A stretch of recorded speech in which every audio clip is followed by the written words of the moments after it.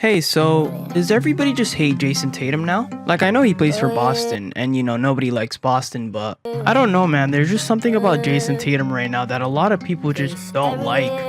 There's certain guys that you see getting roasted all the time, and sometimes you look at it and you actually go, okay, maybe that's kind of justified. But I don't know. I can't really put my finger on why so many people hate Jayson Tatum. I feel like right now the media is kind of throwing up this lob, which is that Jayson Tatum can't actually be a number one option, which is, completely untrue, or that Boston's window is closing for some reason. I don't get that one. That one is a weird one. Do these people realize that half this team is still under contract for next year? And Drew Holiday is definitely coming back because he's not turning down $39 million.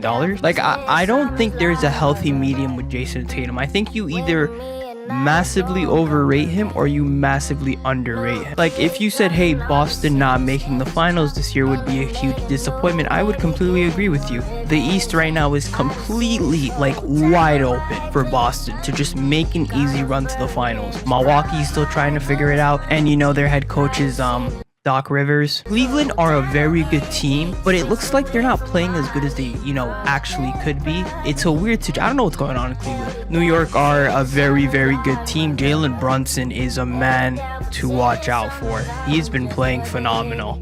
He's so entertaining to watch. Same with Orlando. I'm a huge fan of Orlando. I really like Orlando. Could they win a playoff series? Yes. But do I think they have a chance at, the Eastern Conference Finals? I mean, with a few possible, upsets and injuries, possibly, but I don't think that should be expected from them. I think they're having a great season. They're way ahead of schedule. They have a very, very bright future. Those guys are just playing with house money now. They're just happy to be here, but that's also kind of a scary thing. And then you have Philly, who are actually getting Embiid back, which is great. And depending on how he comes back, I'm not really expecting much from them because it was a pretty serious injury. But they're a team you can't really sleep on. Same with Miami. Miami are sleeping right now, and they're gonna wake up soon. And I don't like that. Okay, I don't like how they do that. It's just like a switch. I don't know how to explain it, but you can't get complacent with Miami. You can't. So with so many question marks everywhere, Boston have no excuse this year. But it's most definitely not make or break. If anything, since they have Jayson Tatum and Jaylen Brown locked down for such a long time, Boston are virtually always going to be in the conversation to do something every year because they have those two guys. Now, do I think these next 2 seasons are probably going to be their best chances at acquiring a championship in their career? I mean, I don't have a, magic ball that can see into the future, but I don't think that's necessarily a bad assumption. You never know what's actually going to happen or how things are going to play out because it's the playoffs. But with, them actually having all the experience in the world now and actually making it all the way recently, I wouldn't be surprised if this was the year they finally actually kicked down that door and won a championship. Okay, let's just talk about Jayson Tatum and his chances at winning an MVP now. Do I think Jayson Tatum should win MVP? No. Do I think Jayson Tatum deserves to be in the conversation for MVP? 100%. And I don't understand how that's even debatable. Personally, my MVP pick would be Jokic. Again, he didn't have Jamal Murray for 14 games this year, and it did not affect the team's record at all. I love Shea.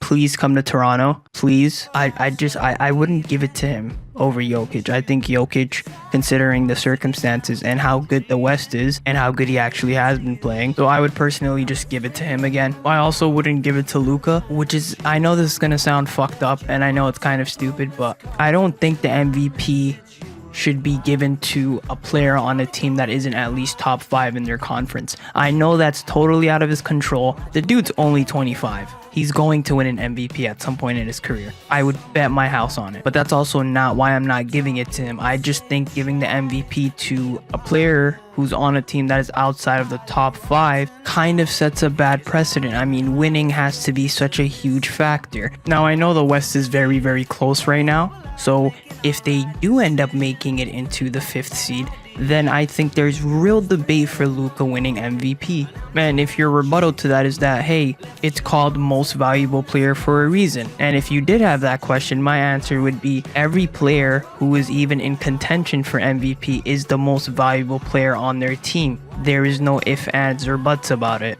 Just because one player has, a better team than another player that doesn't diminish his accomplishments and what he's doing and how he is playing. But that is also, in vice versa. You know, I look at some of these debates on Twitter and some of these fan bases. Imagine having Jayson Tatum and Luka on your team. Imagine sitting down every night, right? And getting to watch those two play on your team. Your team.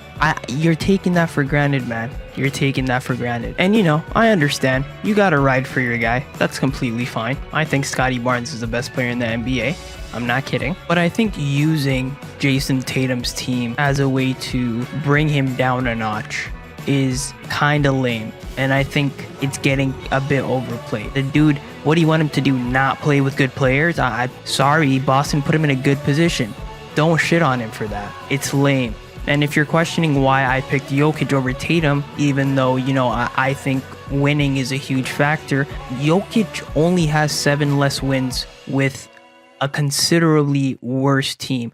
And I know that kind of sounds hypocritical, but Jokic is winning games. Jokic is on a top 5 team. How far they are in wins, I think, brings up Jokic and his value. Now, what I'm not going to do is say, oh, take Jaylen Brown away and see what Jayson Tatum does. He wouldn't be doing what Jokic is doing. No, I'm not even going to say that because it's stupid. It's unrealistic. That's not what happened. I don't even know why we even have to say that. But also, if Jayson Tatum wins the MVP this year, frankly, I wouldn't find an issue in that either. If Shea wins the MVP this year, I wouldn't have any sort of issues with it. If Anthony Edwards even, I think he should definitely be in contention as well. If he wins MVP, I wouldn't even have an issue with it. Oh yeah, and same thing with Giannis. I just forgot about him in this video. I'm sorry. I wouldn't mind if he won MVP as well.